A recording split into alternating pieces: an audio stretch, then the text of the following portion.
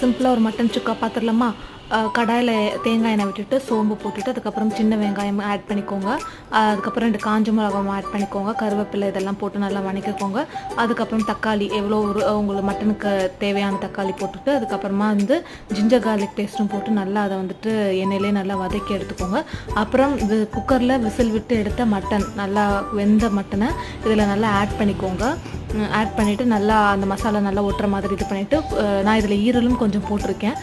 அதுக்கப்புறம் மசாலா பொடிங்க, கரம் மசாலா, அதுக்கப்புறம் வீட்டிலே அரைச்ச கறி மசாலா, அதுக்கப்புறம் மஞ்சள் பொடி, அதுக்கப்புறம் மிளகாய் பொடி, காஷ்மீரி சில்லி பவுடர், அதுக்கப்புறம் நார்மல் வீட்டு குழம்பு மிளகாய் தூள், அப்புறம் லாஸ்ட்டாக கொஞ்சம் பெப்பர் பவுடர் அண்ட் சால்ட் இதெல்லாத்தையும் நல்லா ஆட் பண்ணி நல்லா அந்த மசாலா கறியில் ஒட்டுற மாதிரி வதக்கிக்கோங்க.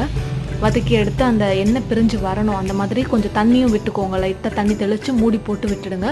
அப்புறம் ஒரு 10 மினிட்ஸ் கழிச்சு ஓப்பன் பண்ணிங்கன்னா இந்த மாதிரி சூப்பராக இருக்கும்.